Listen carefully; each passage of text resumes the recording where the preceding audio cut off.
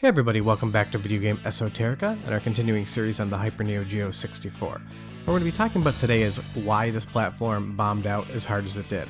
Considering SNK had a great reputation as an arcade game and hardware maker, rivaling both Sega and Capcom, the Hyper Neo Geo 64 ends up being a large disappointment in their history. Now granted, the games for it are fun, and Beast Buster 64, which you're looking at here, is one of my favorite arcade games of all time. As far as the platform's concerned, SNK really limped in with this one, considering the time and place that it was released.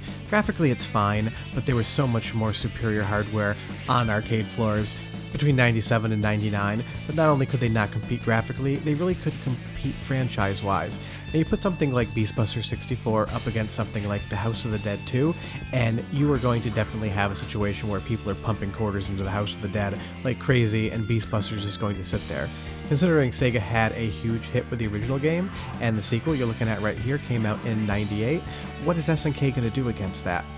Graphically, they hold up pretty well. I mean, definitely the House of the Dead 2 looks a lot better, but gameplay-wise, I think Beast Busters is a super fun experience. But ask yourself, if you're in arcades in 98 and you see these two games, what are you going to put your quarters into? Because I definitely know I would have chose the House of the Dead. And I think that's the issue with SNK's games for this platform in general. You can look at something like Offbeat Racer here. It's a fun, competent arcade game. It only has 3 stages, so it doesn't have a ton of replayability, but it's a decent enough game that you can definitely have some fun with it.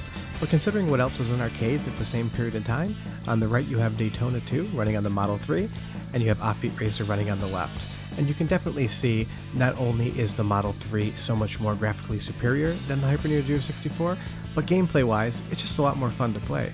And I think that's what really was the issue for SNK. They were a 2D company making 2D games. Their sprite work, their animation, their fighters are legendary, but they didn't know how to make a 3D game where someone like Sega had been doing it for a while, so as opposed to learning how to make a game in 3D, they were just making 3D games that were much better than the competition. I think that's what it really comes down to with SNK, is that they were experimenting with making games in 3D while experimenting with making 3D hardware, and the end result is the platform and the games just could not hold their own up against what was in arcades at the time. Now taking a look at Fatal Fury Wild Ambition, it is a super competent and fun fighting game, but if you weigh that against the 2D entries in the series, it just doesn't play the same. And I think that was a lot of the issue when these games came out. Reviewers just did not like them because what they were expecting was another entry in the Fatal Fury series that played exactly what they were used to, versus getting the slower 3D fighting game. And again, just like before, same year, you put something like Virtua Fighter 3 up against it, and gameplay-wise, they feel pretty similar. I mean, granted, one is 3D, one is 2D as far as the fighting plane is concerned, but graphically, they are very similar, but Virtua Fighter 3 is just going to win out on quarters every single time, as people were hoping for it. And in 98, if you wanted to play an amazing 2D fighting game, you had Street Fighter Alpha 3. So on the arcade floor, there were just going to be so many options that SNK really couldn't compete, and I think that's a lot of the reason why this hardware failed, unfortunately, because it does have a lot of great experiences. Something like Bariki 1 here, I've never played a fighting game that plays like this. It has a completely different control scheme that makes you feel the impact of every single punch that you throw, but if you're looking at fighting games to play on an arcade floor, is this what you're going to pick? And considering that so many of these games didn't even really make it out of Japan, I mean, I've never heard of a US release of Bariki 1. Most of the games did, but when they were sitting next to the floor, something like Capcom made, something that Sega made, and these are what you're looking at, you could definitely see the issues here. And I think it just comes down to the fact that this was not awe-inspiring hardware. SNK had plans to bring this home in 98, but that was going to compete against something like the Dreamcast, which was already out in Japan, so they had absolutely no time to get any sort of market hold compared to Dreamcast. And SNK's entire shtick, for lack of a better term, was having the arcade experience at home, but Sega was already starting to do that in 98 in Japan and then 99 in the US. You could have arcade quality games on your TV, on your Dreamcast, that looked so much better than the Hyper Neo Geo 64, and also were just better games. So granted, you could buy a Hyper Neo Geo 64 at home if it came out and have the arcade experience in your living room, but it just wasn't as good as what existed.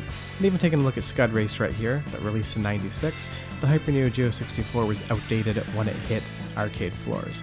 And I'm not sure why SNK didn't license a more powerful GPU from somebody.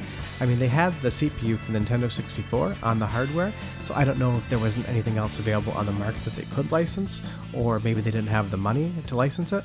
They were supporting the AES and MVS, the Pocket Color, and the Hyper all at the same time, so it may have just been that they were stretched too thin to actually buy a solution, so they had to make something in-house, and what you're looking at on the screen here is the result of that. Graphically, it really isn't that great.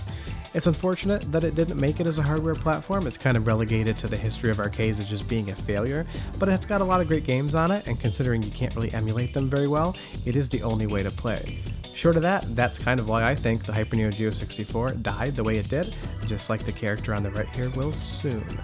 Short of that, thanks so much for watching. Do us a huge favor, hit like and subscribe. We'll be back on Friday and Sunday with another episode in our series, and we'll be back on Tuesday with more Hyper gameplay. Short of that, thanks so much for watching, and we'll see you guys next time.